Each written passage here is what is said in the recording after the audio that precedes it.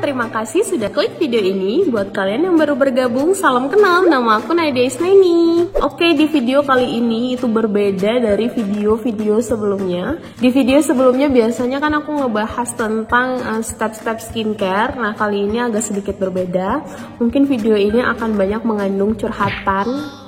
Yang buat kalian nggak mau dengar curhatan aku, mungkin kalian bisa skip dan nonton video aku yang lainnya. Jadi aku di sini akan berbagi mengenai pengalaman aku kuliah di bidang Cosmetic Science di Prince of Songkla University, Thailand. Oke, banyak sekali yang bertanya. Sebenarnya ini adalah salah satu video yang di request dari semenjak aku kuliah di Thailand di tahun 2017. Cuman aku dulu bingung loh memfasilitasi diri aku untuk men-share ini tuh di mana gitu.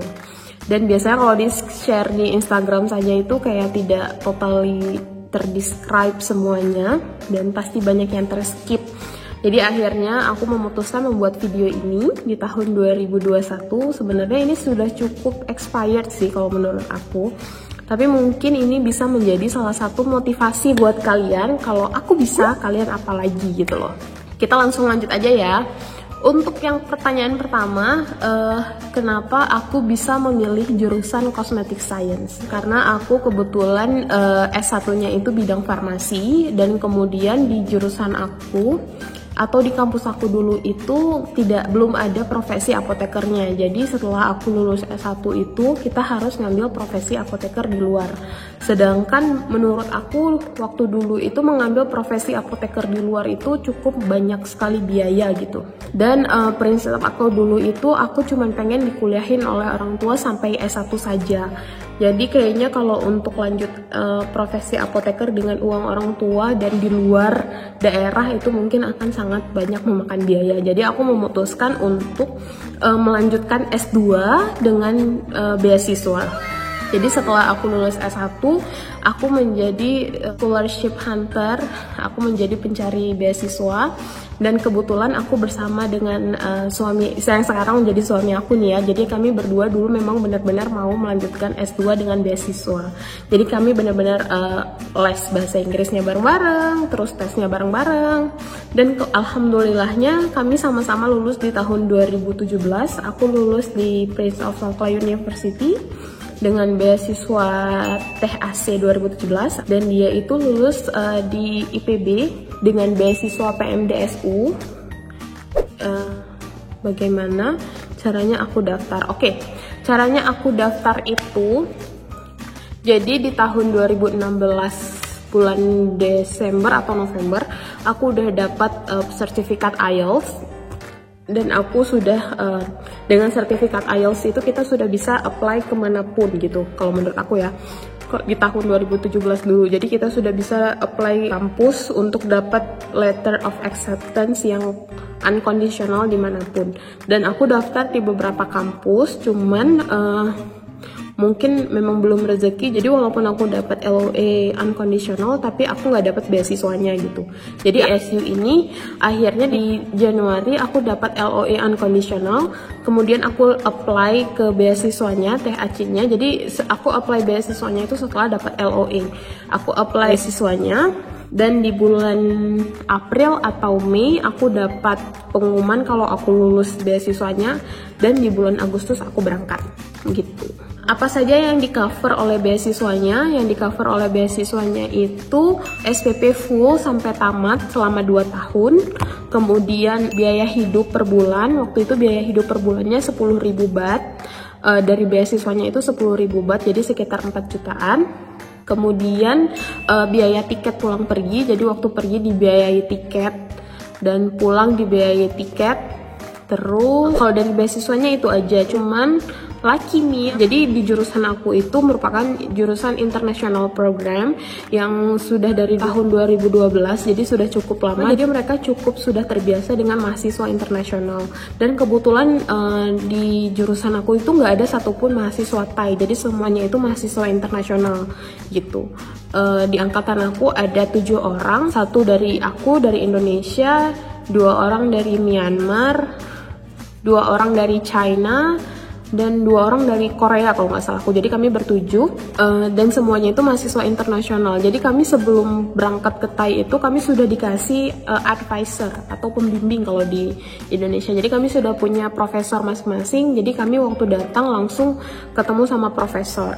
Nah, profesor ini dia nanti akan memberikan judul tentang tesis kita atau mengarahkan kita ke minat yang mana. Nanti mereka akan memberikan beberapa pilihan. Jadi kita pilih minat yang mana, kemudian mereka memfasilitasi dengan judul. Kenapa mereka yang kasih judul? Karena di jurusan aku tuh setiap acan itu sebutan untuk dosen, untuk guru yang ada di Thai. Jadi setiap acan itu dia sudah punya proyek masing-masing gitu. Jadi semua penelitiannya itu dibayari oleh acan. Dan kebetulan proyek acan aku ini mereka memberikan 5.000 apa 6.000 deh kalau nggak salah, 6.000 baht untuk setiap mahasiswanya per bulan gitu. Jadi aku selain dapat 10.000 baht, aku dapat 6.000 baht dari acan karena mengerjakan proyek, dan semua penelitian aku tuh dibayarin gitu. Karena kami itu jurusan cosmetic science, dan kebetulan di fakulti aku tuh jurusan cosmetic science itu termasuk jurusan yang cukup diminati oleh mahasiswa internasional. Jadi kami itu cukup banyak industri visit gitu-gitu. Nanti aku selama aku di sana aja aku mengunjungi sekitar 2 industri kosmetik dan 1 industri spa. Jadi ada The Body Shop sama satu lagi kemarin Make Cosmetic, kalau kalian tahu Make Cosmetic. Jadi ada 2 dan satu lagi itu spa. Spa itu kalau nggak salah dulu di Koh Samui. Selama pokoknya kalau menurut aku jurusan cosmetic science di kampus aku itu sudah cukup settle mengcover semua mahasiswa internasional. Fasilitasnya sudah cukup baik, terus fasilitas laboratorium untuk kita melakukan penelitian juga sudah cukup lengkap. Jadi dosen di cosmetic science di tempat aku tuh cukup dosen-dosen yang senior, dan di fakulti aku juga cukup dosen-dosen yang senior. Bahkan petinggi-petinggi di kampus aku itu semua rata-rata datangnya dari Faculty of Pharmaceutical Science. Jadi fakulti aku tuh sudah cukup settle lah untuk melindungi, memfasilitasi mahasiswa-mahasiswa internasional. Nah, di Thailand itu dia ada namanya, kalau seperti kita visa pelajar itu ada namanya 90 days report. Jadi setiap 90 hari kita itu harus lapor ke imigrasi kalau kita itu masih ada di Thai, kalau kita nggak keluar gitu. Jadi sebenarnya untuk urusan administrasi Thai itu cukup complicated karena dia ada 90 days report. Atau kalau kita baru kembali dari Indonesia, misalnya kita pulang lebaran nih terus kita baru kembali ke Indonesia, itu ada namanya 24 hours report yang kita harus lapor setiap 24 jam. Kemudian visa kita itu juga harus diperpanjang setiap 6 bulan apa 1 tahun gitu, pokoknya kayak gitu. Jadi cukup banyak administrasi sebenarnya. Menurut aku itu akan sangat kesulitan untuk kalian yang tidak punya teman atau tidak punya orang lain yang untuk yang ditanyakan, atau bahkan pihak kampusnya itu tidak memfasilitasi. Jadi kebetulan kampus aku tuh cukup memfasilitasi. Jadi kalau misalkan sudah waktunya 90 days report, mereka biasanya akan memberitahu mahasiswanya, kamu udah waktunya 90 days, kalau jangan lupa ke imigrasi. Bahkan kadang-kadang kalau kita lapor in advance, misalnya 90 days kita 2 hari lagi, maka kita bisa dianterin. Jadi ada namanya van kampus, dianterin sama van kampus.